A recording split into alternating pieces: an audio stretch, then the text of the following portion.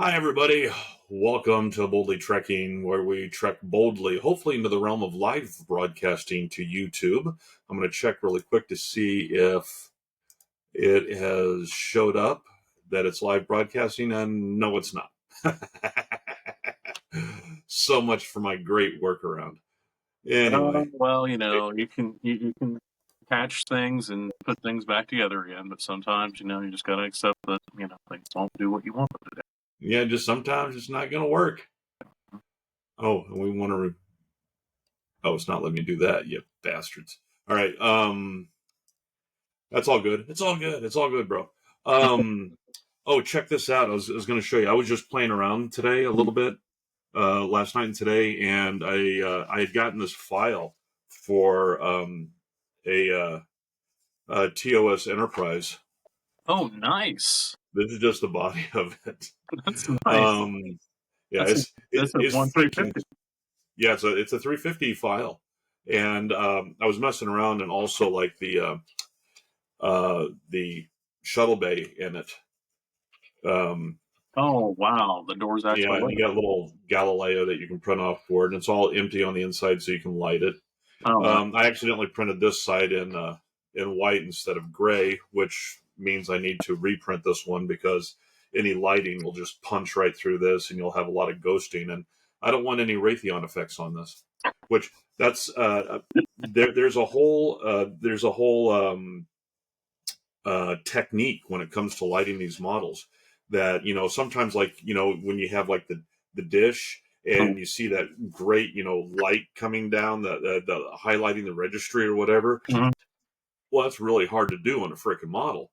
And so what some brilliant people figured out, and it's called the Raytheon effect, is that if you you light block the inside normally by painting the inside black, right, and whatnot. But if where you want that Raytheon effect to be, if you block that off, mask that off, so it doesn't get light blocked, Mhm. and then allow that light to basically just translucently shine through, it gives it that look as if the LEDs are lighting up the registry when actually it's being lit from underneath. So that's kind of cool. That is actually But cool. I don't want it on here. So We could always have it be the shuttle bay that's exploding. You could have like a shuttle that's just have it crashing going like into the this. yeah.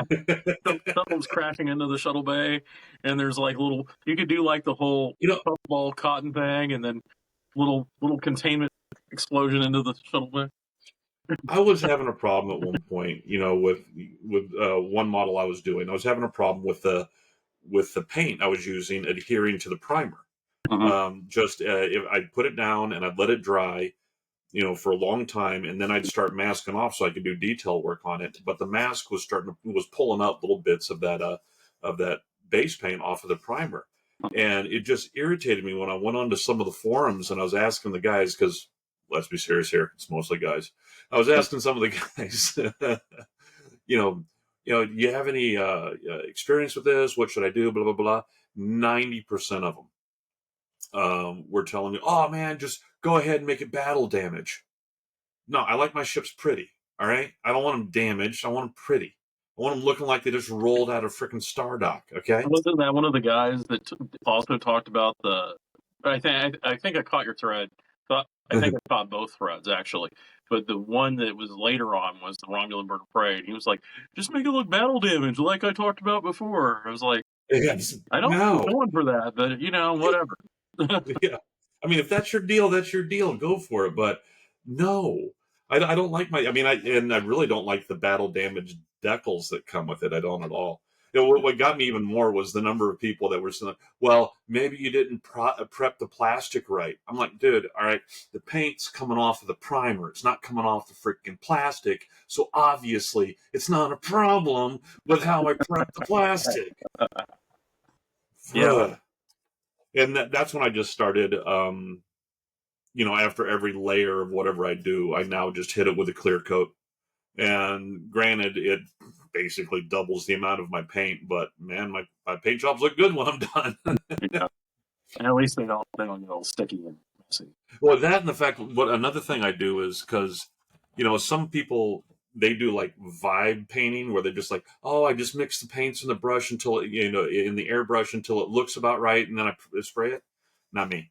I got my paint down to this many drops of this many drops of this many drops of this, and I know exactly what I'm doing, and I always make a little bit extra.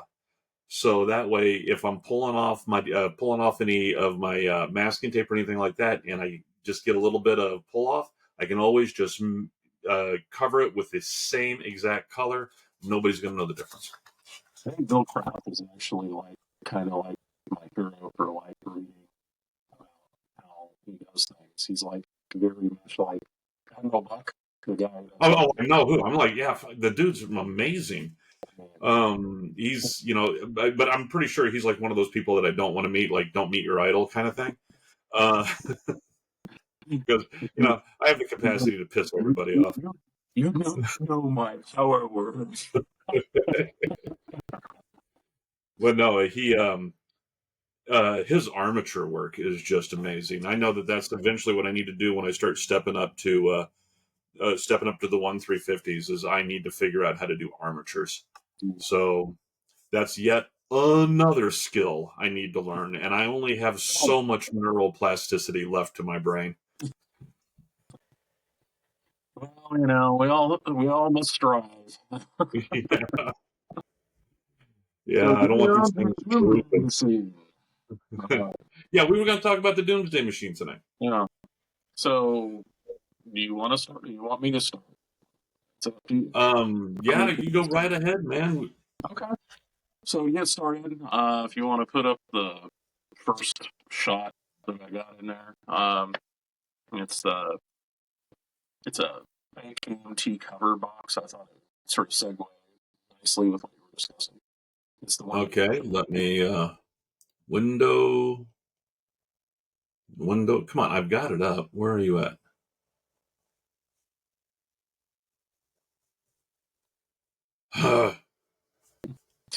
So it's here. I'm gonna close it and open it back up again because it just wasn't showing up in the list of things to present. There it is now. That irritates me. All right, share. Okay. There we go. So I made this a while. This is back when kind of Creek Films, also known as Star Trek Phase 2, was making fandom films. Man, the Star Trek experience set up in New York. Didn't Ronaldo or Rolando, didn't he go to it? Yeah, Rolando went to it. Rolando, yeah. And James Cannoli was instrumental in getting that whole thing going. He was Elvis. He was as an Elvis impersonator who was very fond of Star Trek. And so, well, we won't hold the Elvis thing against him. If you ever watch Star Trek Phase 2, you get to see Elvis in Command of the Enterprise, which is fine. I enjoy it. It's kind of, well, we all knew he didn't die. He just went on to the Enterprise. He was abducted. He was probed. He enjoyed the probing. He just needed some donuts in his hand while he was talking. Yeah. Spock, are you saying this donut is not chocolate? Anyway. No. See, you're going Kirk. You got to go Elvis. So, I'm asking you, Spock. You got to go a little lip sneer in it. How did he? Well, I don't know Elvis well enough to impersonate him, so I'm not going to try because I'll probably. That's all I can do. That and be fat. I can be fat like Elvis. That's about it. So anyway, it's sort of a prelude to the discussion of the Doomsday Machine. As you can see in this little shot, this is an AMT box that was recreated. I basically took the AMT Enterprise, which is what the constellation was, and I moved around some numbers, and I stuck an exploding planet in the shot. And you can see the Doomsday Machine having a good old time roasting the planet. Yeah. So that gives you a sort of prelude to what we're dealing with. Very nice. Matter of fact, I think I have that box back there somewhere. I mean, the original AMT box. Yeah. Or at least the re-release of it. Not the modified version. No. Somebody's been getting into my files. Again. So that's why you never click on those links, dude. I don't care if he seems like a nice, Nigerian prince offering you money. hair growth for men, and I just can't resist. I mean, anyway, if you move on to the next slide, well, actually, I got that out. Well, this is the order I got them in. Okay, all right. So, I mean, this is the order they came to me. That's what I'm showing you. Go ahead and pop into the next one and see what we got. We'll go past that one. Go past that one. Go past that one. I got a better idea. Hold on. Share, screen, window.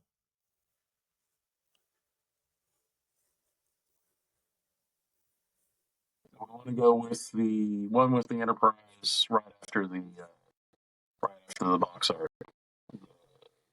Oh, this other box art. Yeah, I downloaded the box art twice, so that's the last one. Yeah. All right. That's the one we want to go with right there. All right, so let me stop sharing that. Screen. Yeah, we would have had gone through all of them. So, as the story starts out, just to sort of frame it for you, if you're not familiar with the Doomsday Machine, and if you haven't seen it, you really should check it out. It's a great episode of television. It's quintessential. I mean, the only more quintessential Star Trek TOS episode is the one where Spock loses his brain. But go ahead. Turn left, turn right. Anyway, and let's operate on my brain while I'm actually talking to you. Okay. Yeah. Yeah. Very good, Anyway. Doctor. So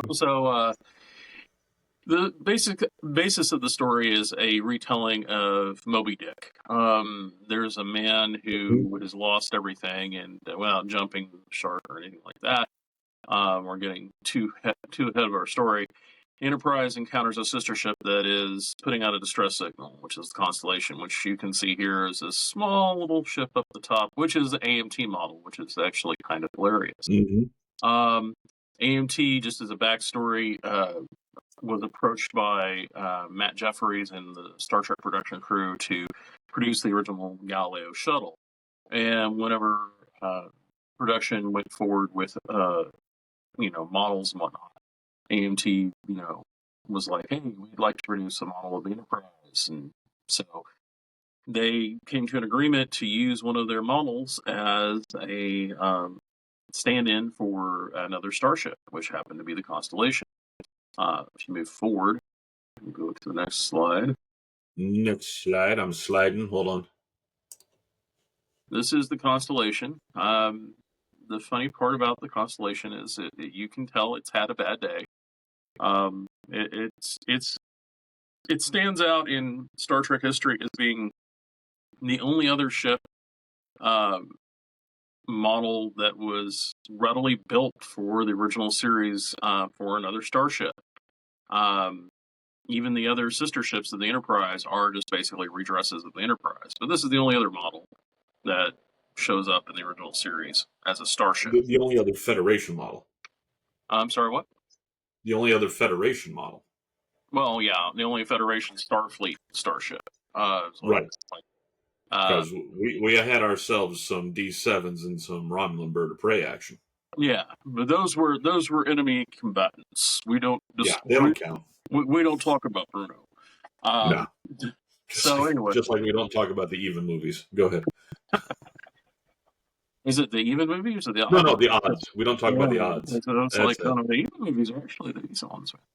We only discuss 1, 3, 5, and yeah, and Generations. I guess you could say Generations is number 7. But anyway, so the kind of cute thing about this is that the Constellation was attacked by something. They don't know what it was. You can tell it's been severely damaged as a point of model making fun. Basically, Matt Jefferies took a lighter and damaged the model with. Oh yeah, you can tell too the suits, the soot marks. Yeah. Which is to me just makes it even more cute because Star Trek fan modelers are like, I've got to reproduce the damage exactly right, and I'm like, well, all you need to do is get a lighter. Just get a lighter, dude. That's it. That's all you need.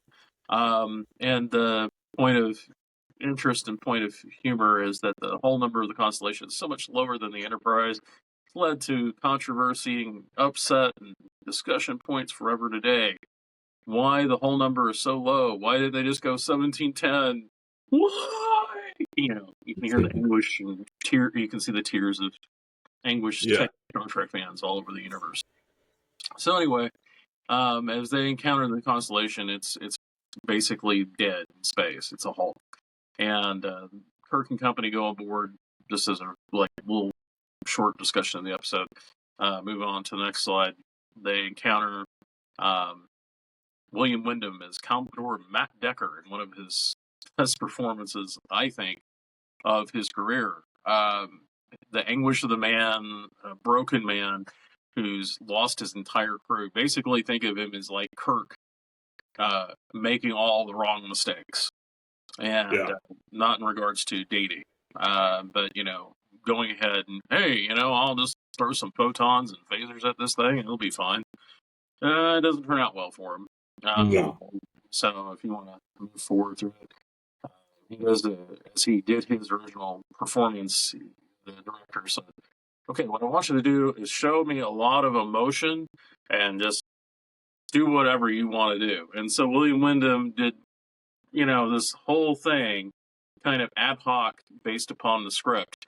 And it's absolutely just great. And It is. it was there, Although but not anymore. it is a reminder. It is a reminder of back then of how far our dental care has come. Because you got to figure he was an actor. He probably had really good teeth for back then. Yeah. And the other thing is that with his portrayal, it almost always makes me think of like the and this is not a diss to William Wyndham in any way or shape or form, but he basically makes me think of the alcoholic has been guy who's like trying to cope with World War II. He has PTSD, which is not to say that PTSD is something to laugh about, but No. But he definitely is traumatized, and he's going through it. I mean, he's some emotions. Or as they used to call it back in the day, shell shock. He's definitely shell shocked. Oh yeah. So moving on to the next one, he crumples after talking to Kirk about this thing that came out of nowhere, and right out of hell, he saw it, and he's obviously very distraught. He's lost his crew. He beamed them down to the third planet, and then Kirk points out there is no third planet. Don't you think I know that? Not anymore.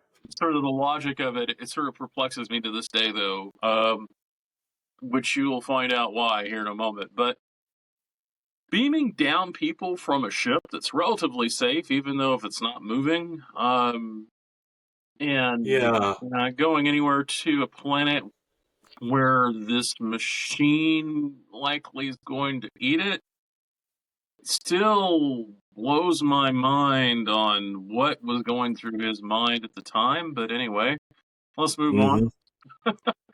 So here's our guest, the Doomsday Machine. So and you can kind of see where Frank Herbert got or at least the '83 director got his idea for the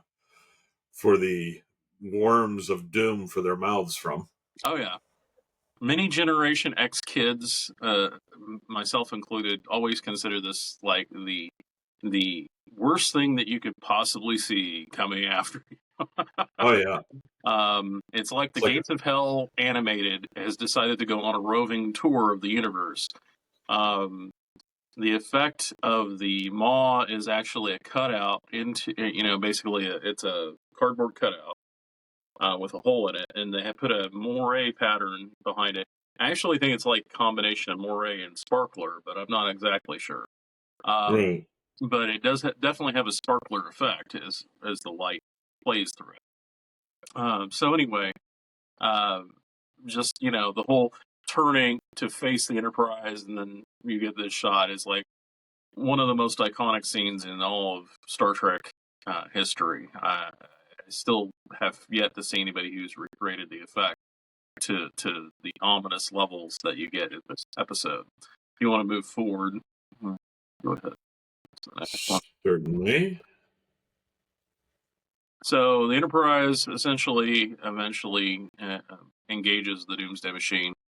And as a point of discussion, the Doomsday Machine is described as being a ship with a maw that could swallow a dozen starships, and it's a hull made out of neutronium. Now, neutronium is interesting in that it's a theoretical material that would exist on the skin of neutron stars. Essentially, in certain types of stars, you get a core made of iron. Essentially, the star cannot burn iron, so the iron builds up in the core, and eventually, if it gains too much mass, well, at that point, it's almost unavoidable. The star is going to go supernova. Exactly. But the core essentially collapses into a degenerate star, which is called a neutron star, which squeezes all the electrons and everything else out and just leaves neutrons all packed together, going and not able to move. Around it on the crust is a maybe possibly very thin little layer of iron, degenerate iron. It's very gravitationally compressed. And so the material of the Doomsday Machine is theoretically this same material, degenerate iron. And so to try and wallop it with anything is practically useless because it eats energy like nobody's business. Now, the propulsion system of the Doomsday Machine is described as a total conversion drive, which is interesting in that you're dealing with a ship that's basically being propelled either by very advanced, technologically powerful system that takes all the matter and energy that's being siphoned into it and just turns it into pure energy and shoots it out. And there's multiple different ways to do that. If you want to check out the website Orion's Arm, I'll give you guys a little love there. They have Encyclopedia Galactica, which pretty much describes all the different variations of total conversion drive. Same using monopoles, I believe, even some using stars.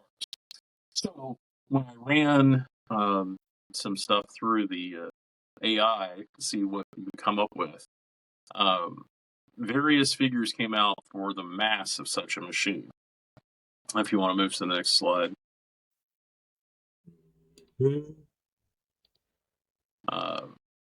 Somewhere between. I was saying, was there another one? Sorry. Yeah, just go to the one. That's fine, because I'll get back to this here in a moment. Because that's the constellation going in. Yeah, that's the constellation about to be dinner.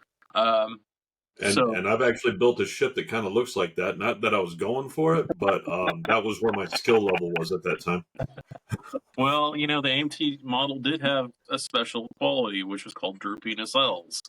And yes, it was a particular fixture of the way that the AMT model was produced. Unlike your 1350 model, it wasn't thought out. Well, wait, what? How should we do this? Maybe we should do this where kids can build it easily, or maybe we should make it where it's, they have to buy a lot of them. Let's go for the buy a lot of process. I don't even think they were, back in the day, they weren't thinking like that. I just think they were just like, quick, how can we get this to fit into here? Boom, there it goes. No one thought anywhere past like a week time frame is the problem. Yeah. I agree. It's more than likely how they were looking at it. It's what's expedient produced and low-hanging fruit production phenomenon is probably the way. Well, I mean, and even back then, the whole modeling scene was not that, was not mature at all. It was still just in its infancy. I mean, it was still like the big thing other than Star Trek. I mean, AMT's Enterprise became one of the best-selling models, if not the best-selling model of all time. But was like planes and tanks and boats and cars. And, I mean, it was never going to be like, like everybody was doing it. It was the people who really enjoyed doing that, of course. It was a sort of niche hobby at the time. It is still kind of niche, but it's not as niche. You have people who now are very familiar with it through experience from, building this particular model kit. I mean, even. So, I mean, I've owned like more than 10 of them, I can tell you. And my dad, to my dad's everlasting regret, discovering how quickly a small child can snap the nacelle struts off of a Constitution class model. But getting back to the hello, getting back to the Doomsday Machine, the whole thing with the degenerate iron and whatnot, and the core of the Doomsday Machine possibly being a star, like a small, like small piece of an neutron star. The mass ranges from the size of the moon all the way up to, getting into like, the size of the sun. Mm-hmm. And my cat is trying to get into trouble because he wants to get right into the area where my camera is at. Oh. And so I'm having to move it around so we don't end up. Oh, I love you, but you can't do that right now. So anyway, getting back to what we were discussing. So the Doomsday Machine in itself would be like a devastating thing just moving into your system. You would probably notice it as planets started to move off their orbit, or you would probably see, there would be some light deflection because the way the Doomsday Machine is constructed is, degenerate iron takes up a lot of mass. So there would be a light deflection value around it. Right. Because of the way light curves around heavy, massive objects. So there would Yeah, be the deformation of the of time and space. But yeah. right. So you'd have the weird part would be, and nobody's ever shown this, would be from a distance, it would be very dim because the light would be bent around it. As it got closer, it'd become brighter. And the other thing was that Norman Spinrad alluded to was that it put out radio noise, a lot of radio noise. It would be like all the time. It wouldn't be just like a little bit. It'd be like just a massive amount because it's basically a wandering neutron star. Mm-hmm. The other part to it is, as it approaches, you might get hit with lots of radiation because it's neutron star material, and if you dump things onto it, the neutron star will go, "Hey, I'm going to get back to you." Yeah. Let me convert that for you. Yeah. So it actually leads to this point of, personally, I always thought it was weird that the Constellation and the Enterprise never used photon torpedoes on the Doomsday Machine, because one of the main weapons of the Enterprise is photon torpedoes. Why don't we use the photon torpedoes? Well, I came up with a question to AI about that, and its result was that it could produce a gamma ray flash as you bombard it with the photon torpedo and the matter-antimatter mix collides onto the hull. You're basically emitting a lot of X-rays and gamma rays out into space. Now, granted, most of the energy is going to be absorbed onto the hull, but if you keep doing that and you keep feeding that energy onto the hull, eventually it's going to erupt. And it may do something spectacular in a very unpleasant way that you don't want to deal with. Yeah. So that was at least a possibility. Now, as the story proceeds and, Matt Decker decides to jump in a shuttle and end his life by trying to kill the Doomsday Machine by flying into the maw of it, Kirk comes up with the idea, well, if it doesn't work with a shuttle, but the shuttle damages it, why don't we do that with a ship? And so he takes the Constellation and rams it right down its throat, which is one of the most iconic scenes in all of television history, which is little bitty Enterprise flying into the maw of the ship. Mm-hmm. And a lot of fans are still to this day like, I love this scene. And the music from what was his name? I'm trying to remember his name. But anyway, the music is like considered one of the most dramatic with the countdown and George Takei counting down, kilometers, how far you're away from it. So getting to the final part of this, eventually, if you move on to the next slide, you can see the scale of the Enterprise to the Doomsday Machine, basically. Not very big. Constellation is about the same size, so. Well, yeah, but then again, if you look at it, for being a planet killer, the Doomsday Machine isn't very large.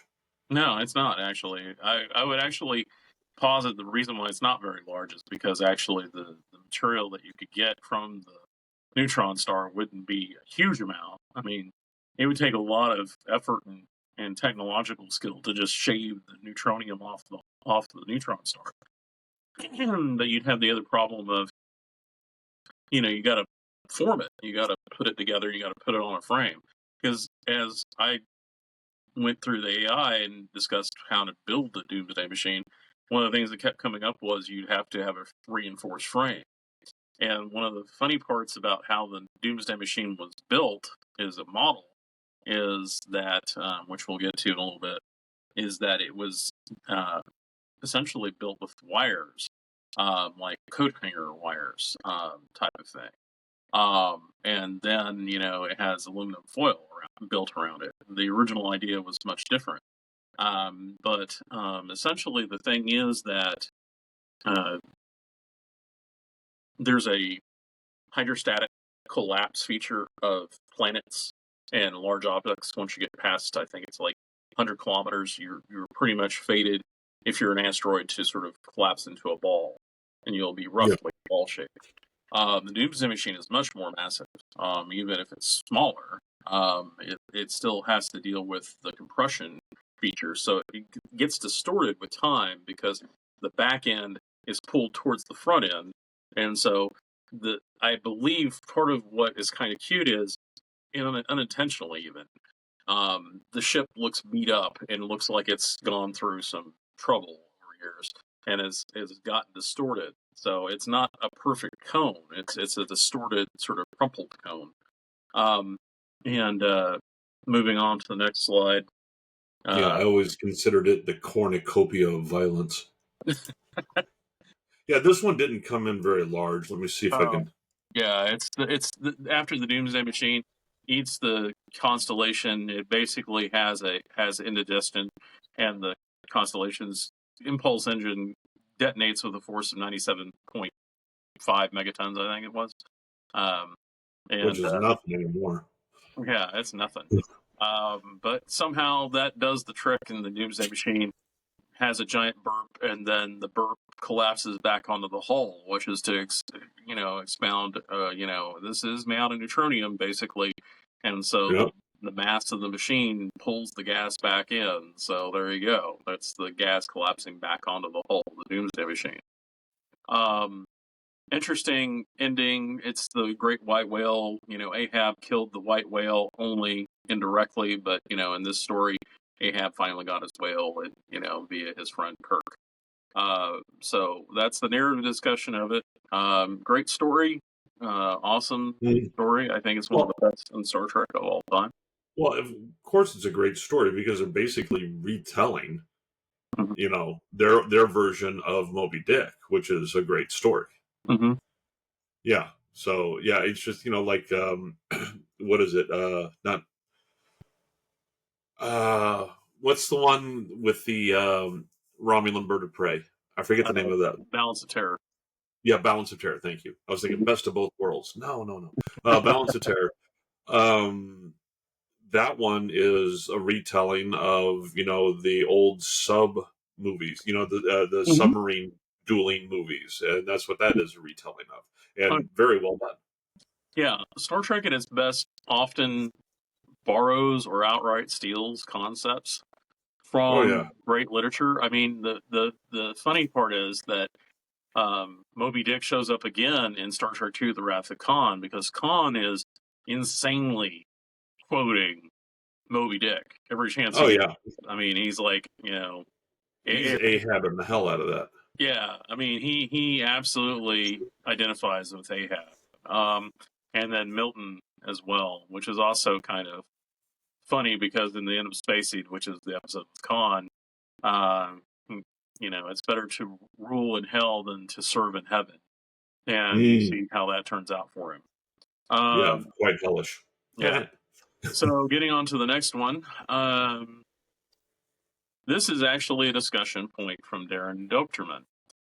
He's a special effects artist and 3D artist who did work for Star Trek production, for specifically Star Trek Motion Picture when it was done as the director's cut.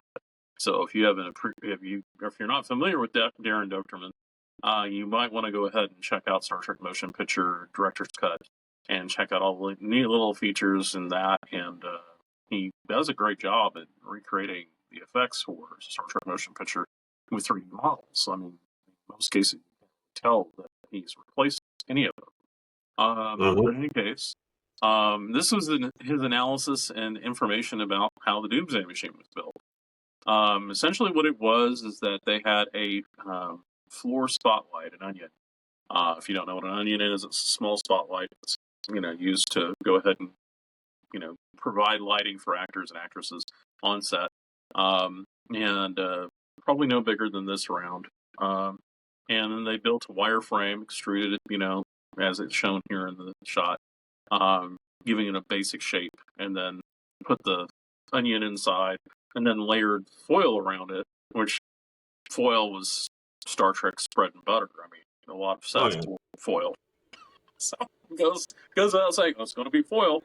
And then what they did is they took blue gel inserts for lights, and then taped them onto the foil. And I think they used a heat lamp or a heat gun, and basically sort of melted it onto the hull a little bit. Shrink them on. Yeah. And so you ended up with the iconic look of the Doomsday Machine. So if you want to build your own Doomsday Machine, here you go. You can pause. I can tell you right now, though. I can tell you right now that just looking at that and knowing what I know of, those onion lights and stuff like that, and the technology back in the day,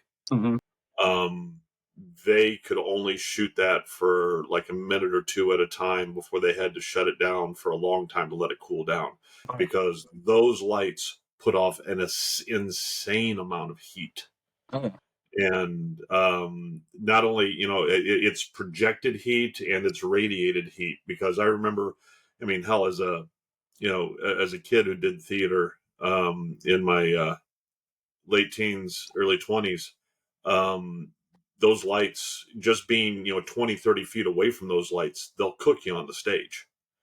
You're sweating you're sweating your balls off there, and to have that all encapsulated and then covered in something that is reactive to that heat anyways, those lighting gels, you can only have them lit for so long before they'll start to deform and to sag and to melt. So they probably had okay, get the shot, okay, let it cool down.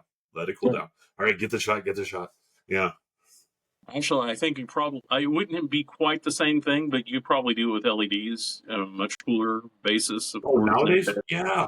Depending on what it is. If you get a high enough number of LEDs, you still need some cooling, but it's nothing like it. Like, my light that I have going here, I can physically handle it, but, just to, if you remember from back when we were young, a 60-watt bulb, you could bake a little cake on it.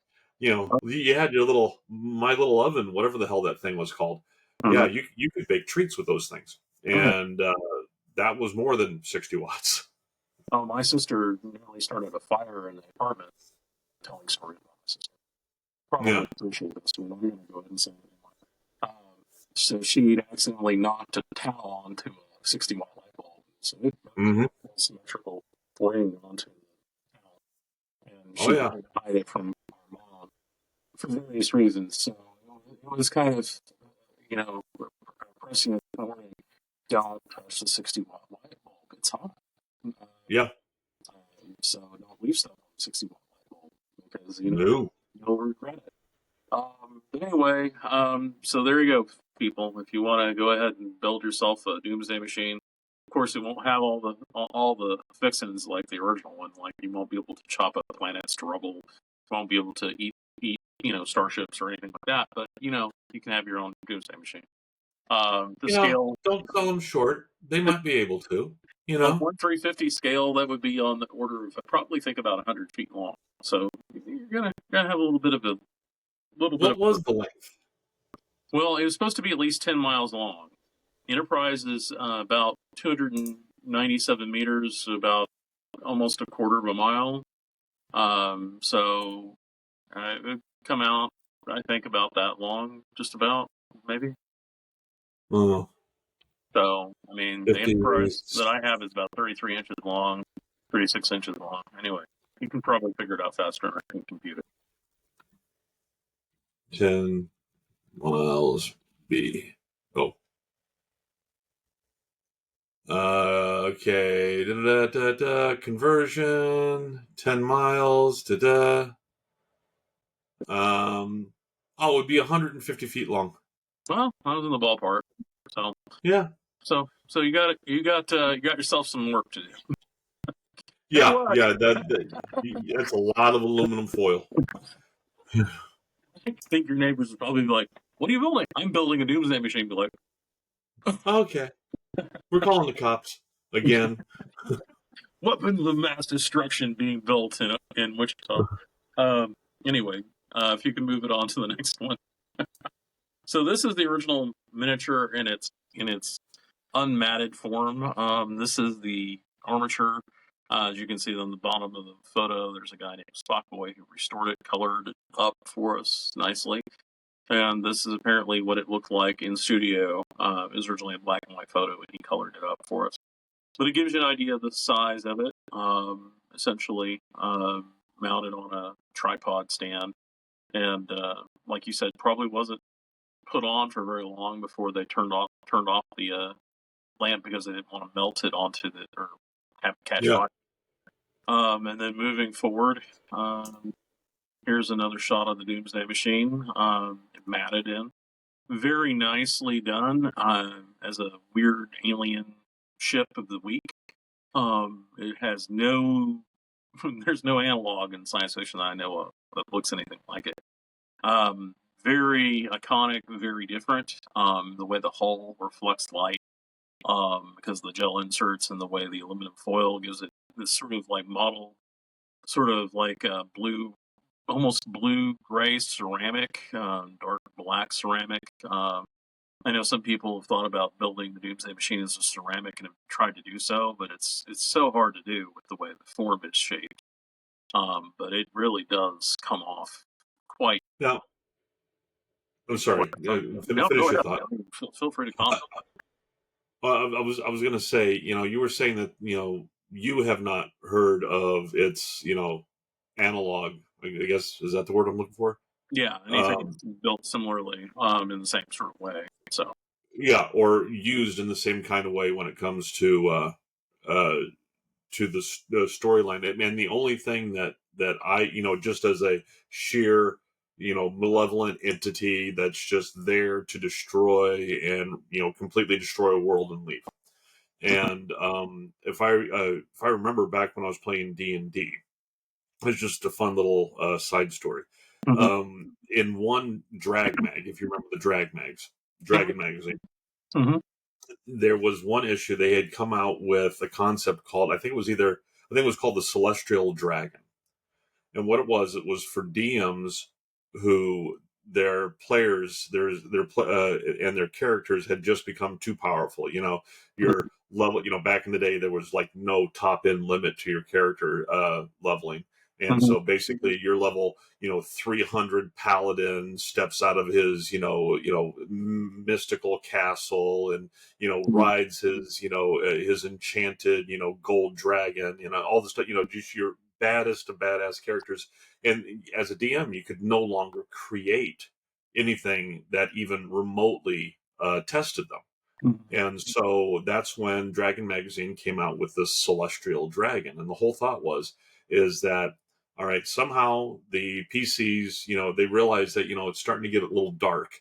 And so somehow through whatever divination, they realize that there's this celestial dragon coming in that is so large.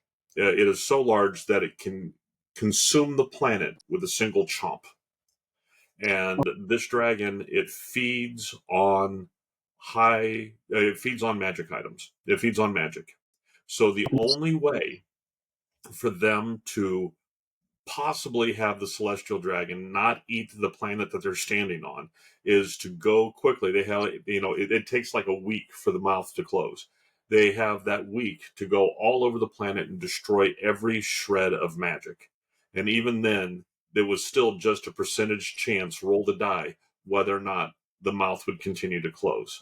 And so that's the only instance where I have seen someone come along with something that, you know, you know, a lack of emotion, destructive entity that just rolls in and just takes everything out. Hold on, Yeah. is my camera doing? Okay, no, it's your okay. Hmm. Yeah. So, but anyways, I interrupted you. I'm sorry. I just had No, to no, relate no, that. no. I I always actually enjoyed the appreciate it. Celestial Dragon. I like the feedback. Actually, it's one of the reasons why we're doing this. But the Oh other yeah. thing is that, as a design, just sort of expound on it. Um, Norman Spinrad, which is the white box or white text field box that I originally you had on your slides. Oh yeah. If you can find it. Oh yeah. We can bring that back up. Yeah. This one. Yeah, that's correct. He basically describes it as an artificial organism that has become a machine and essentially has tentacles. So, the concept of quasi-organic, semi-organic machine, squid-like creature, actually still it sort of strikes me because some of the things about the Doomsday Machine, the way it's filmed, there's kind of non sequiturs in the story. Like the Enterprise comes up from behind, but somehow the Doomsday Machine's firing on it. You never find out how that occurs. Did they come up from behind and then attack it from the front just so they could get shot? Oh Things of no, this. no. The Doomsday Machine Tokyo drifted that shit. That's what happened. So it spun around stylishly and then Oh yeah, stylishly. fired It like popped the doors open a little bit, waved at the camera, closed it. Yeah, a sparkle of fun. yeah, But yeah, I mean, he, if you want to read it, it's on StarTrek.com. Just look up Norman Spinrad. I'm sure you can find it. But he elucidates that they changed up the design for the Doomsday Machine to what they came out with, which was nothing like he originally envisioned. But some 3D artist, I'm sure, could come up with something as a cross between the Squid and the Doomsday Machine. well, Satisfy his he work. says he says here as I'm reading it, he said that Gene, having been a pilot, said to me, "That's what it is. It's a windsock dipped in cement." It was not. It was not a windsock dipped in cement. No. No, no. But yeah, I mean, the whole windsock dipped in cement has been like a thing that's been going on for I don't know how long. That's I've heard that story ever since I was a little kid, and I was like, it seems like it'd be an odd looking thing to dip in cement.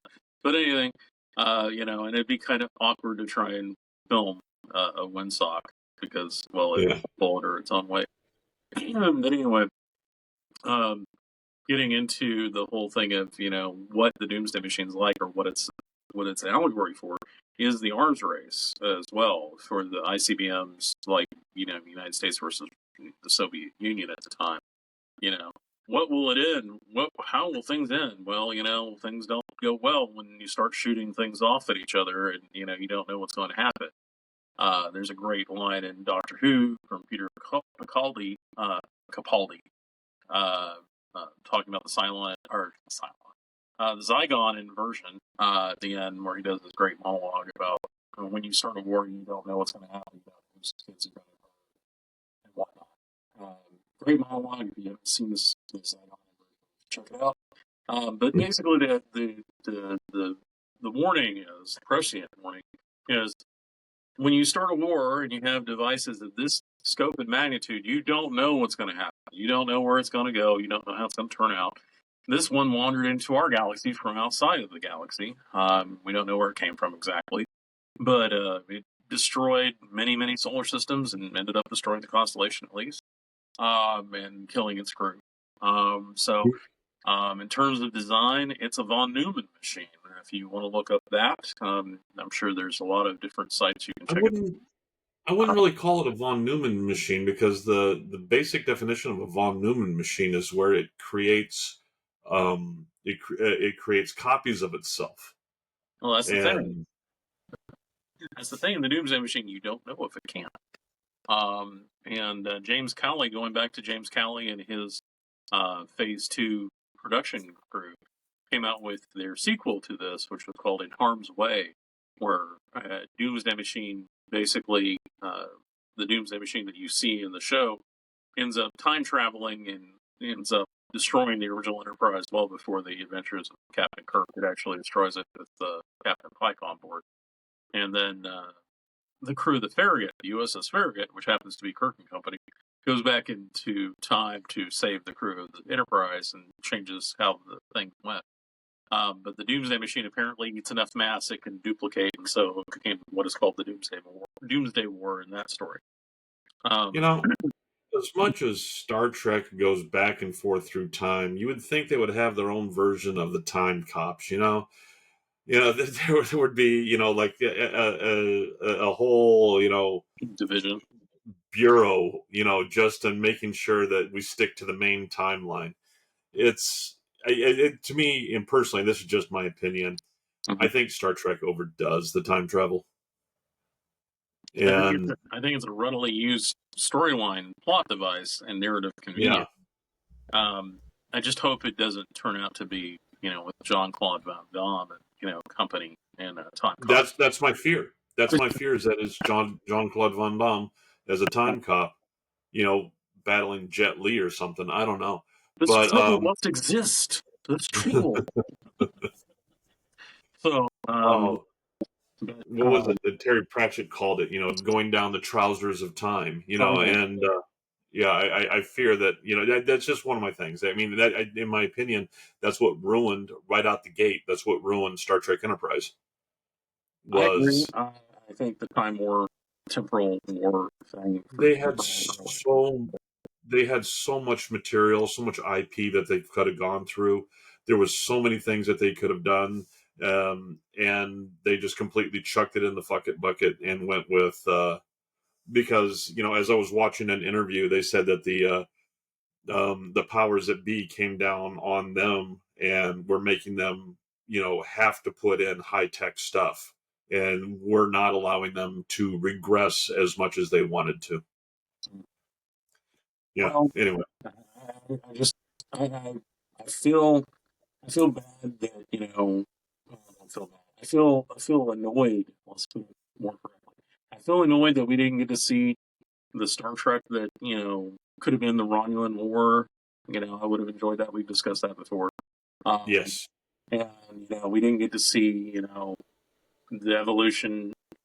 I personally understand, as a production designer, people tell you what to do. So if somebody says, you got to do what the money tells you to do. Yeah. So if the Enterprise was originally a ring ship with, long neck and a, antimatter engine, and somebody goes, CSV 300? Yeah. XCV 3330. Yeah.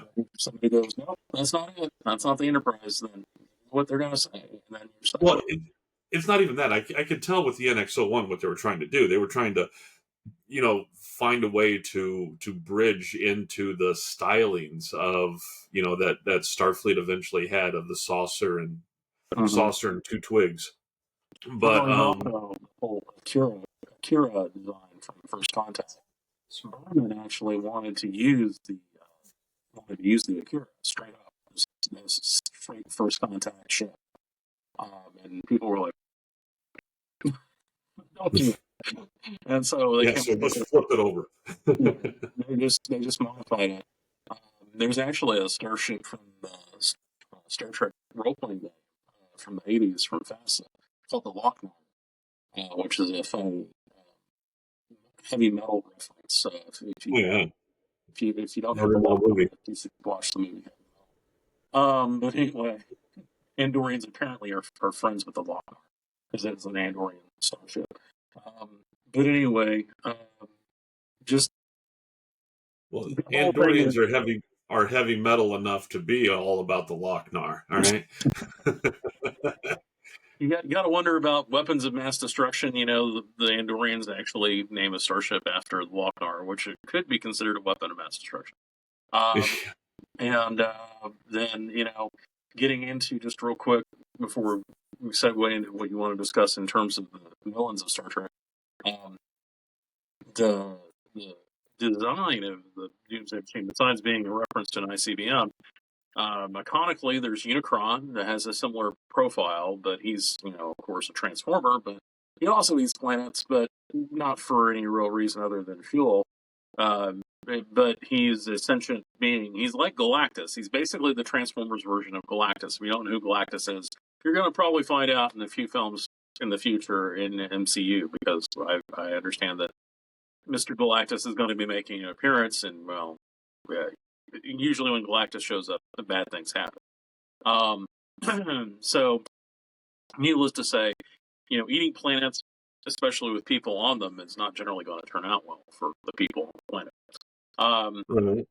And then, otherwise, the closest thing to the Doomsday Machine I can think of otherwise is, of course, V'ger, because V'ger is a AI powered, developed entity of Voyager 6. Comes back home to roost, hey, where's my creator? What's going on? Why you let me talking to him? I'm going to kill all you little carbon-based units because I don't like this snotty-nosed nonsense you're giving me. There's no creator. What do you think I'm going to do to you if you don't let me talk? Yeah. I have to merge with the creator in order to download all of my knowledge. Yeah. Yeah. So How convenient that it took over a Deltan and not a Klingon. That's all I'm saying. It would have been an interesting merge, but the Delta merge over the Klingon merge. Yeah, so did that captain. You saying my bloodline doesn't bring everybody to the yard? You insult my honor. But no, like okay, one of the things I wanted to bring up, because I was thinking about this, after we had first, brought it up, and we're talking about it, is, I initially went into it, just looking at the Cannoli of Doom, and but then I got to thinking, how it was a one and done. All right, they did it. That's the way TOS predominantly was. That's the way the original series was. Is they had their their bad guy of the week. All right, and so everything was wrapped up. The Doomsday Machine is classic Trek villain. Nearly mindless apocalyptic force that exists solely to consume and destroy. A challenge that requires intelligence and sacrifice, and it has a satisfying resolution, and that through problem solving they get it done, and it has a nice morality play, which is what TOS was in a lot, and also Next Gen. They were morality plays, predominantly. But then, as you started getting into Next Gen and stuff like that, it started to shift. Next Gen was still, had, the villain of the week. They still had that, and that was what a lot of people liked, is you could pretty much just drop into the Next Gen and watch, and without having to have a whole lot of background. But then once you started getting into Deep Space Nine and going forward, then they started getting more into story arcs. All right. And those, like Deep Space Nine, that shifted to the Dominion, persistent multi-season threat. And Discovery and Picard, it eventually got to the point with them, it's always the end of everything. All right. It always seems to progress, so it's larger and larger. They always seem to have to outdo themselves, and they, whether or not they can still tell a small story. And that's the thing, is, that a lot of people liked about, Star Trek, the old school ones, was the fact that, it was small stories that you could really get caught up into. It wasn't necessarily, everything had to be John McClane saving the frickin', everything. And John McClane, he started off with just saving the people in the tower. And by the end of the series, he's saving all of Mother Russia. All right. But Yeah, so it's an ever increasing scale of threat. TOS, it was one ship against a big problem usually. All right. Next generation, sometimes one ship, sometimes a sector wide issue. All right. DS9, full scale war. All right. Voyager, galactic scale dangers, but usually isolated. Species 8472, the Borg, it's isolated, but still can affect the whole galaxy. And then when you got to Discovery and Picard, you got reality ending threats. All right. It just gets bigger and bigger and bigger. And that's one of the things that I like that they're doing with Strange New Worlds is they're bringing it back down into a smaller story format. And even though they've got more money and they're doing much bigger episodes, it's still smaller stories that they're telling. Yeah. And their big thing that they're having to deal with now is the Gorn. All right. The Neo Gorn. Yeah, the Neo Gorn. Yeah, kind of like the Neo Klingons from Discovery. But that's what I'm kind of hoping that they're going to start doing, and we'll still have to wait to see when we see Star Trek Police Academy. No, Fleet Academy, whatever the hell it is. They really need to do a Star Trek Police Academy. This show that's doing sound effects, like he goes up and walks up to people and goes, either that, or you need. And this is just my opinion. You every once in a while you have to throw in something that is completely character driven, like Police Academy was, where it's just ridiculous.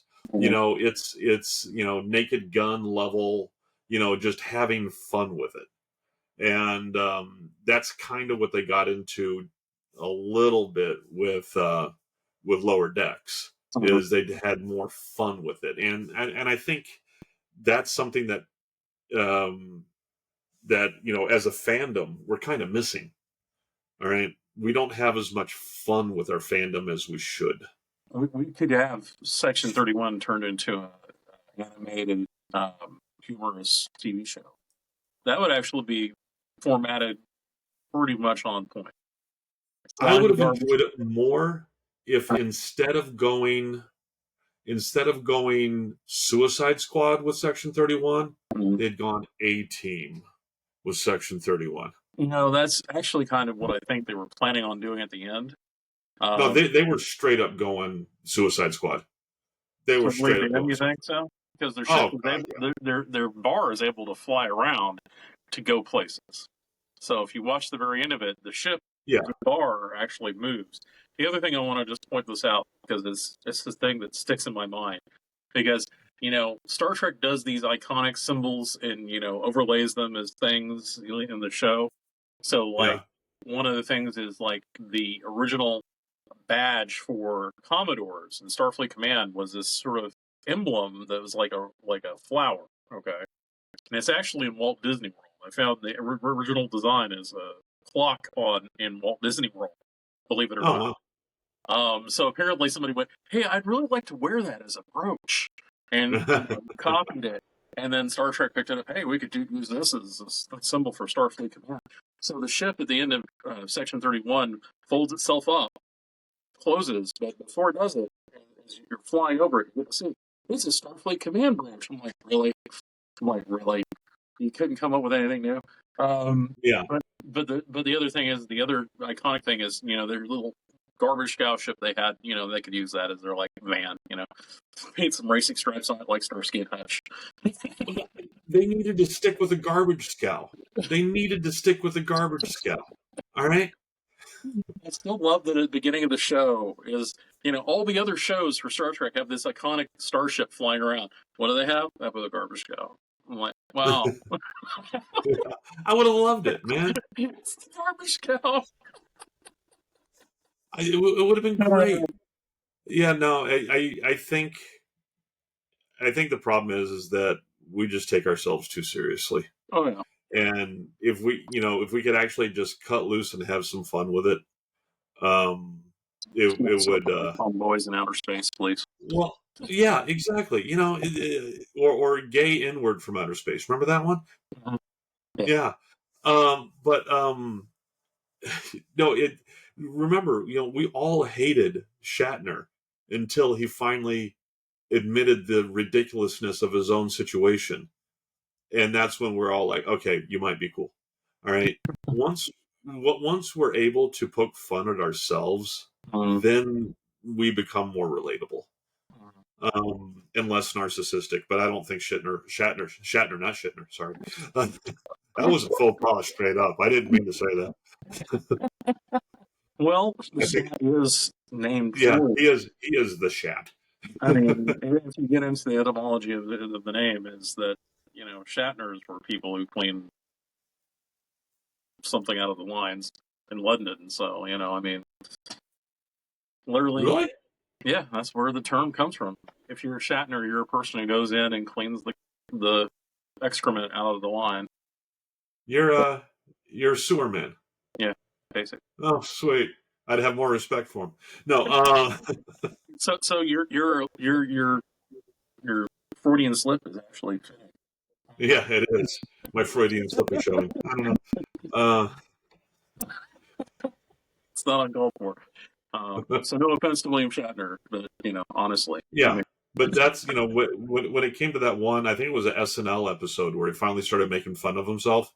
That's where everybody's starting to come around and say, okay, maybe we like him again. Once he got stepped away from that T.J. Hooker era. But yeah, that's I think we should have they have this huge license, and not everything, and not it. Okay, they can have they why don't they have the whole Hogan's Heroes of them get trying to have get out of the Romulan detention camp, all right, but just or detention camp. Yeah, I mean, just Hogan hero the shit out of that, all right. Or be like, I end up in here again. What the hell? or their version of down Periscope or something, I mean, I would eat up a Red Dwarf Star Trek knockoff. Oh it's yeah. like, be like, have Lister, like the cat type of thing going on. I'm not saying to steal that, but of course, it's No, but let's say the mess up, the guy who is basically bucking for to get shit canned from the Force. All right, he got shanghaied in, and he's looking to get the hell out. All right, all of a sudden he gets punted out to the other side of the Delta Quadrant or whatever. All right, and him trying to make it back with everybody else dead. Yeah, I'd watch the crap out of that. I'd watch the crap out of that. Stuck somewhere different, like Magellanic Cloud. He gets stuck out there, and it's like, how am I supposed to get home? Well, we have this rebate, cheap starship available for you to use if you really like. Yeah, I mean, seriously, put him in an O-berth. Yeah, tell him it's made of explodium and get your ass back. Come on. I knew this was coming. It has the name spray painted on.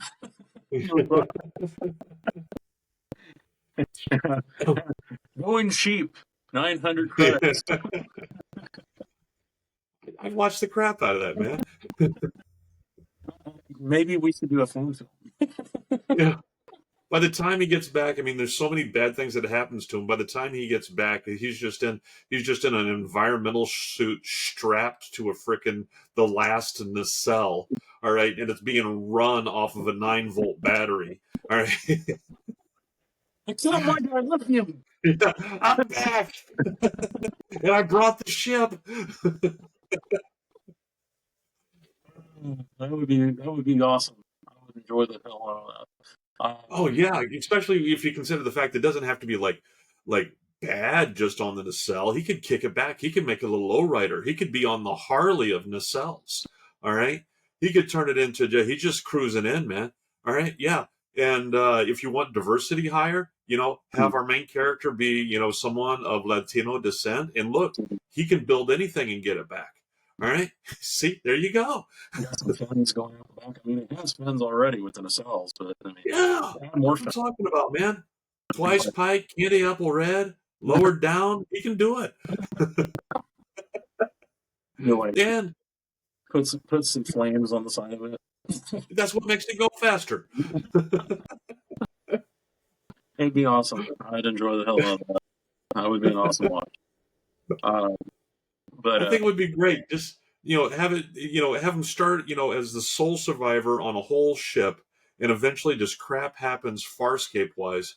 All right, until it's just him strapped to the barest minimum and getting back. Like that one guy who was stranded out in the Sahara Desert. So he took his his car. He had a Peugeot, and he completely stripped it down because he knew he wouldn't be saved. He stripped it down and turned it into rebuilt it as a motorcycle and drove his self back to salvation. You heard about him, didn't you?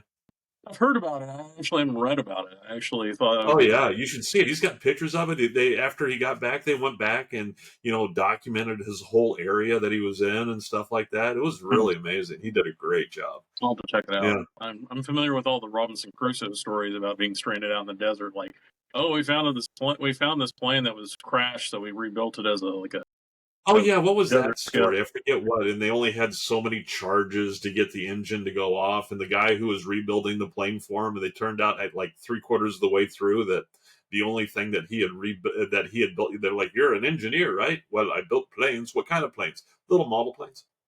They're like, "Oh, we kept it alive with you."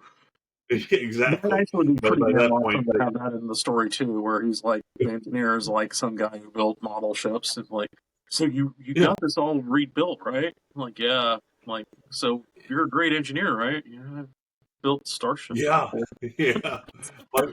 My model building group says that I do the best paint jobs. Look at the flames, man! Look at the flames! Look at the flames on it, man. What is this being held together with? Tamaya glue. Filled up a little vial. It's only this big. The whole thing. I got a little bit left. Hear the computer going, structural integrity field collapsing, Captain. Sick bay may be missing. Or sick bay though. Oh man, it was too much mass. I saved you a Band-Aid.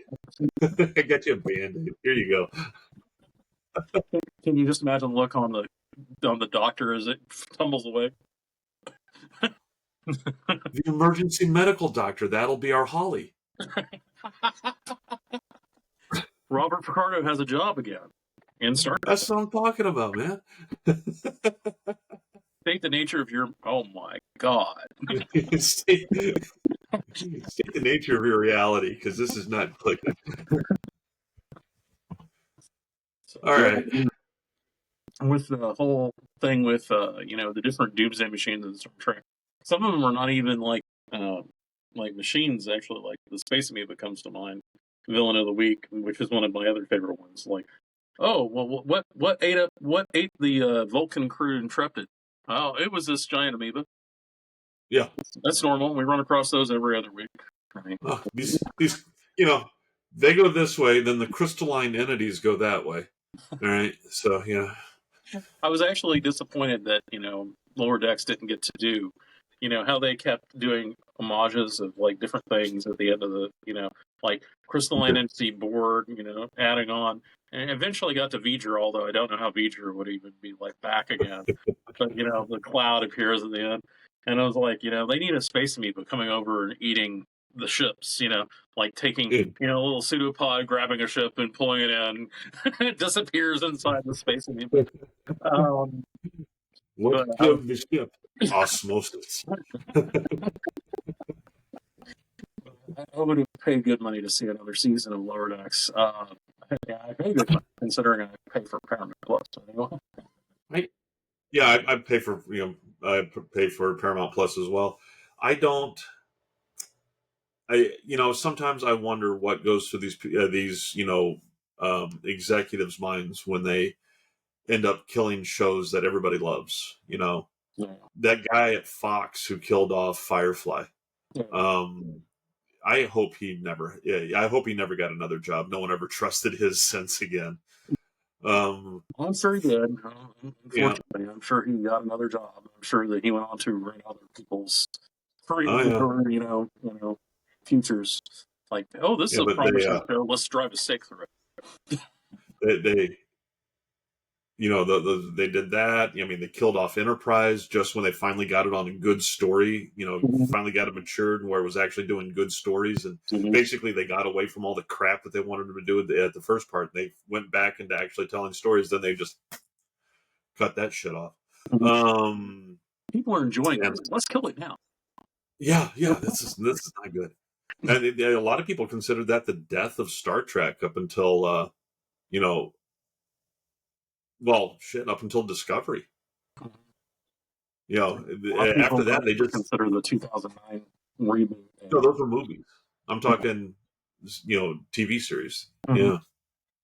Yeah, because that was Enterprise, and then up until Discovery, and Discovery came out when, like 19. 2016. Well, maybe no, it was 2018, 19. Yeah, that was correct. Yeah, So and because so it came yeah, out so it was before good. COVID. Yeah. Yeah, it was good 17 years Mm-hmm. hiatus, which is the longest Trek had ever been off the air since '67. Yeah. Yeah. Oh well. Anyways, it is now 9:08 on a Sunday night. Mm-hmm. I got to get up early in the morning. Matter of fact, I still have stuff to enter in paperwork wise. So I am going to go ahead and let you go, kind sir. Do All we right. have any ideas what we want to talk about next time? I'm Now, sure, I'm sure we can figure it out. see, this coming weekend, I'll be here. Mm-hmm. Then the next weekend is our Ren Fair, and I'll be out there with my booth selling wine. So Um, you might want to do a plug for your booth, man. oh yeah, I got alcohol. Come on out, buy my alcohol. The Great Plains Uh, Renaissance Fair in Wichita, Kansas. yeah, Get, I've get drunk.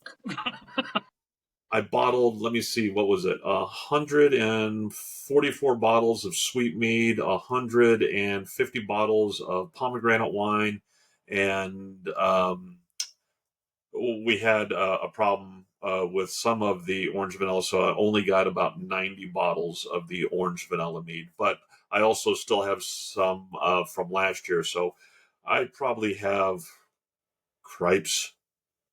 Let me think here. 30 some odd cases of wine. And if it's anything like all the other times, I'll go through about 2/3 of that this coming weekend. So come on out, get the good stuff. It's tasty. I recommend it. What? Yeah, I've seen many people. Let's just say I've contributed to their alcoholism. I'll take your money. Uh, He's not above selling it to you. it's the He'll Ferengi take in your me. money. I'll take your money. He'll take your money. Yeah. Your capitalism, Your mental issues are yours. You deal with that. capitalism is alive and well. Yeah, it is. It is. He says as he's wearing a cat logo on his head. And you're playing with cats. Figure that one out. And, Uh, and I'm wearing a cat shirt. oh, there you go. So Meow man, meow. meow. All right. So what do we think we want to talk about next week? Well, did we want to go ahead and drop into discussing anything to do with like Lower Decks last season? Have you had a chance to watch that yet? No, I have not watched the last season. I Mm, am a bad Trekkie. No tribbles. no trouble. No trouble, bad Trekkie. Uh, Well, but there's deep yeah, fried. deep fried trouble. Mmm. With some coleslaw. I like some crunch to your tribble. Get the brown out. Once you shave those, there's nothing there. I'm not going to comment. Let me see. Okay, I need to watch that, but let me think. What else could we discuss?